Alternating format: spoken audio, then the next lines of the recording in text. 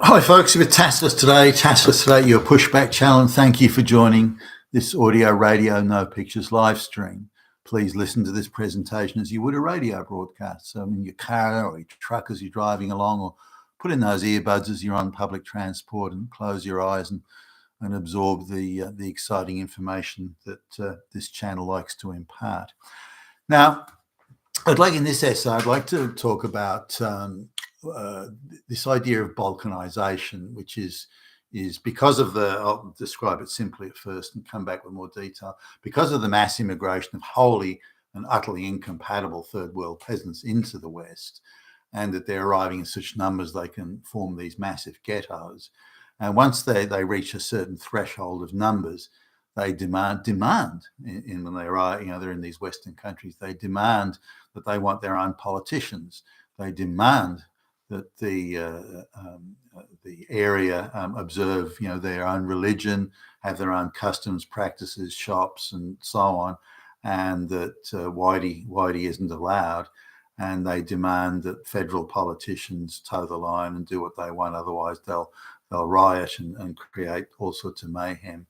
And we've got really multiple groups now in the West that are demanding these special concessions. Now, none of these groups integrate particularly well, particularly once they reach a certain critical mass. There's no motivation for them to integrate.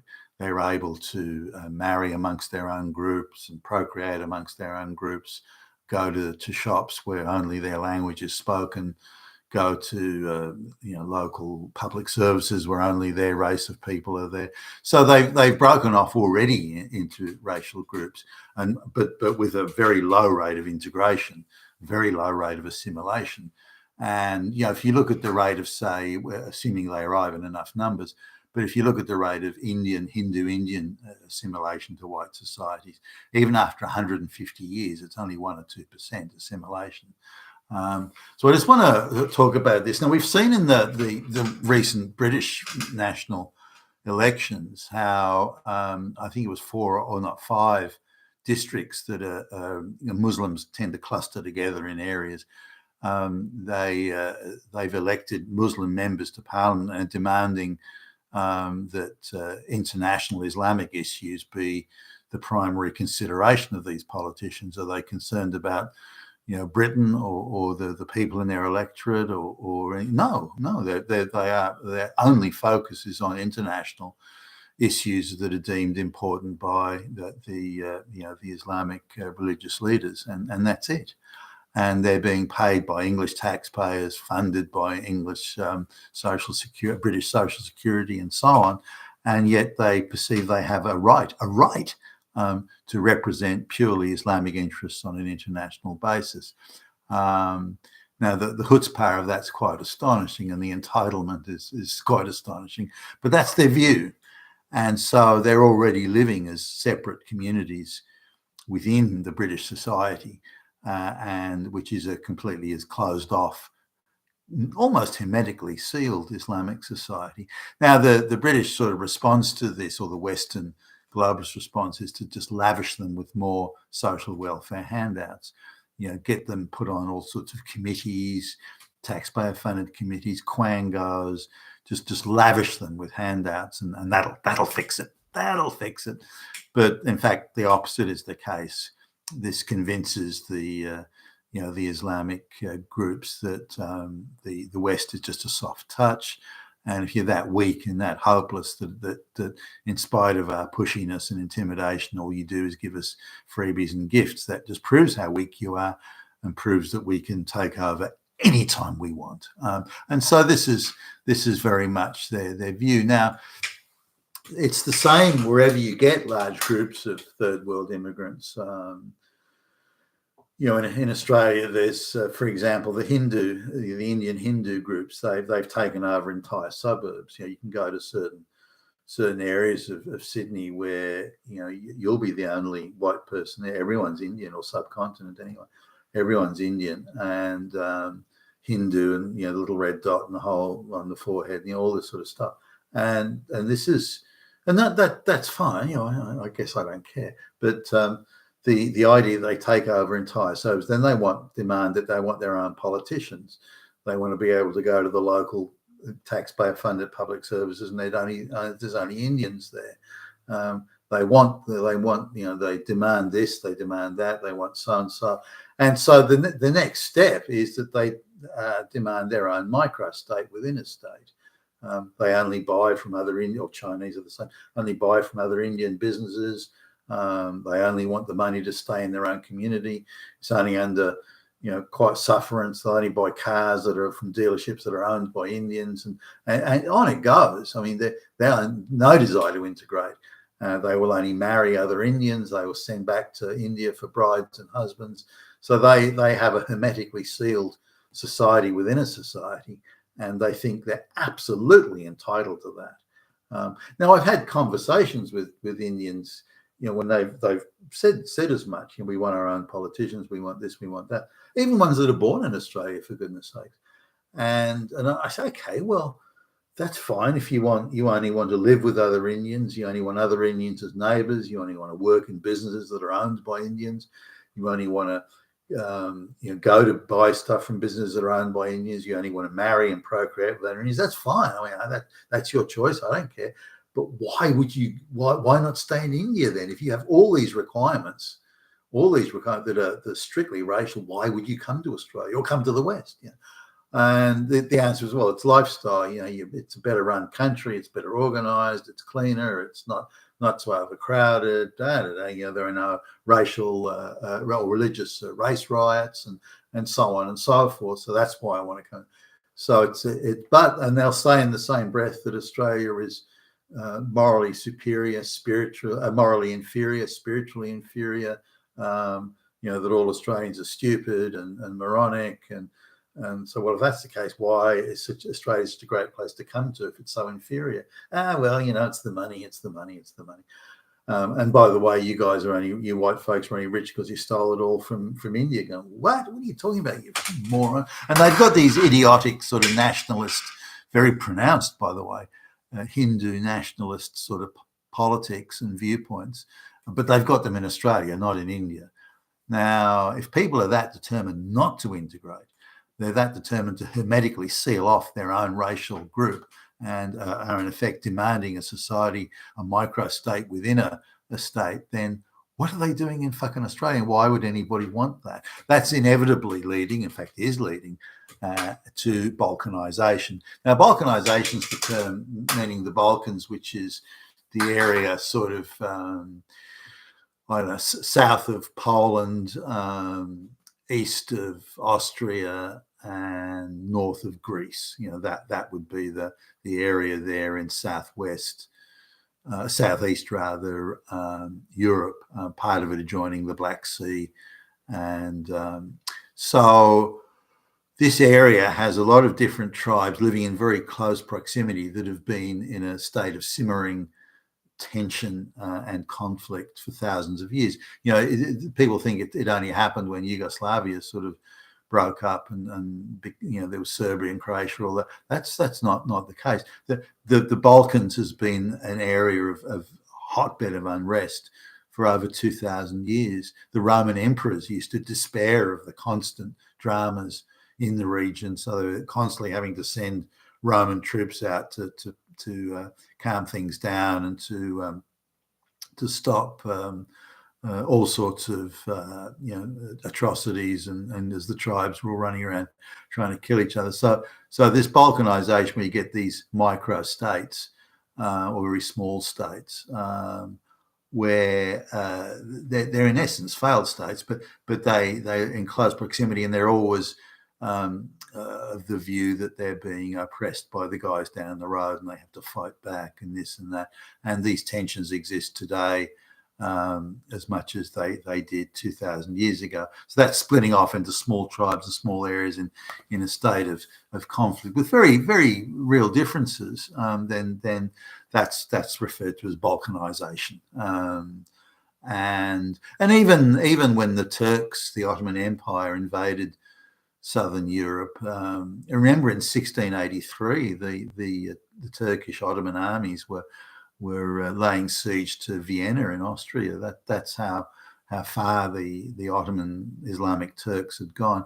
So in the Balkans today, you've got the added level of discord, which wasn't the case in, say, the days of ancient Rome, where you've got some groups became devout Islamists, others stayed Christian, others did, went something else, and so on. So you've got all these other tensions that exist today as well, and so this is what balkanization is and where it comes from. Now, we've also looked. You say, I'll go to New Orleans now, in Louisiana in the United States, where as I understand this, the greater city of New Orleans, it's a poor state, Louisiana, and New Orleans is a poor city, but there's an area of New Orleans that is sort of 90% white. It's prosperous. The streets are clean and tidy, and there's not a whole lot of crime, and that type of thing. And so it's the local residents there, the white residents, have realised that they're pretty much paying for all of New Orleans' tax revenues comes from them, and it's being outrageously misspent on black racial programs, because New Orleans is majority black population-wise. There's only black people that are getting elected to the councils and as the mayors and so on, and it's not what you'd call a high IQ local city government. So the local white people say, well, why should our taxes fund all this ridiculous low IQ madness? We want to create our own district away from these black people who are not only wasting the money, but they're actually indulging wastage and black crime and so on and so forth. We don't want this woke ideology in our schools and so on. So they wanted to break off into a separate city, and they called it St. George, or you call it a city or a large township. Anyway, a separate area, which is majority white people. Now, while the white people were in New Orleans, they were denounced as racists and fascists and Nazis, the usual sort of stuff that we see today. But as soon as the white people want to break off, you'd think that the blacks would welcome this and go, wow, we're going to get rid of all these fascists and Nazis and Hitlers. But instead, the reverse is the case. So if they stay in New Orleans, they're fascist, racist, Nazis. But if they want to leave the city of New Orleans and create their own city, then they're fascist, Nazis and Hitlers. I just wonder how that mentality works. But the city of New Orleans is doing everything they can to stop the white people from seceding, because the majority of their tax revenues come from there, and they're still broke, even though the tax revenues that the white people are paying the bulk of the tax revenues. So the idea of the white people to say, well, look, we don't want to live in a failed city or a failed state or a failed society. We want our own society. We know we can make our own society successful, low crime, clean and tidy, and you can walk down the street without getting your brains beaten out, all this sort of stuff. So they want to create their own society. So this is an example of white balkanization. Whites saying, well, look, we had a successful society, rich, prosperous, successful society before the mass migration began, and before all this woke nonsense, and before affirmative action was putting black people in as unqualified unqualified activist blacks in the city government or the state or wherever. So we want to succeed, so we don't have to put up with that nonsense. We'll just create our own prosperous society. Now, the reality is, of course, that it's still white ingenuity, taxes, and hard work, and and so on that's paying for all this insane woke largesse. White people are paying for their own destruction and eradication through the tax system. But this breaking off and organising or arranging a separate city or state or something, this would appear to be an inevitable direction of non-integrating, non-assimilating mass migration. If you look in the United States now, groups of people from Haiti that are coming over in large numbers from a completely failed state. That's been a failed state, by the way, for 200 years. then they're coming in large numbers and they're demanding, we want a little Haiti here, or we want, and these sorts of things. And we want our own politicians, and we want this and we want that. And so this is creating all the conditions for balkanization. Now you add to things like multiple tiers of the law now. The law is, when it's rigorous application of law, it's only to white people.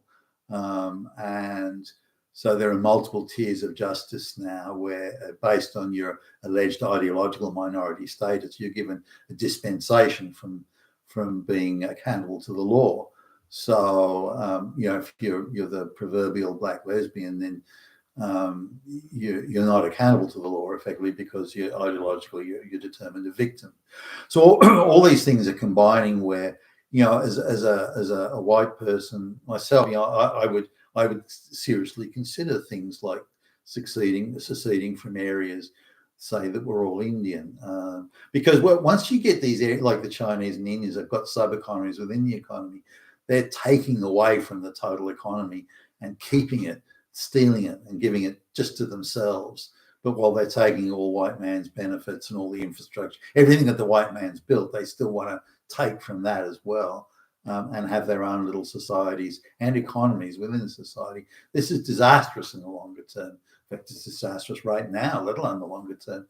And it creates, I believe, the conditions and the motivation for balkanization. Now, the less advanced peoples that don't understand the common good, which, by the way, includes the Indians and the Chinese, because they're built around family and tribal and village structures rather than a societal structure, or religious in some cases, the Hindu, the Islamic, for example, but still tribal nonetheless. And they see that there's a fixed pot of money in the world. So if they manage to take more money from those guys and take it for themselves, then they perceive they've achieved, they've beat the other guy, they're in front, we're doing good, we've taken it from them. And they have no concept of the wider common good, that we can all get rich together if we all work towards a common goal and that type of thing, productivity, innovation, and so on. They don't understand. Even Indians that I would consider Brahmins, that I would consider in a philosophical discussion sense quite sophisticated, they don't even understand that. So again, they see that having a micro-state within a state, whether it be in Australia or anywhere else, this is an achievement. This is a plus. They've gained something out of this. They've won. And so they want this sort of stuff. And they're definitely heading towards it. This idea of assimilating common good, it's all bullshit. They don't grasp it. They just don't know. Nor do the Chinese, for that matter. So this, I believe, creates all the necessary conditions for inevitable balkanization, and it'll be an absolute disaster when it occurs. And you might find things like for example, certain states in the US, I'm just thinking off the top of my head here, certain states in the US may become, we're going to succeed from the United States and become an all-white state. And that'll be a rich, prosperous state that the others will all resent, and you're all Nazis. I mean, all that sort of stuff will happen. But until we get sensible people, until we can get the globalists away from controlling everything, until we can get them out of the picture, or certainly substantially minimize their influence, I think this balkanization is inevitable. And like sort of revolutions that get out of control, once it begins, it'll take unexpected twists and turns. And the globalists think they're in control, but when it takes these inevitable twists and turns, as I think it will, then they'll lose control of the agenda, and it could get ugly. You've been a Tacitus about your Pushback channel, and thank you for listening.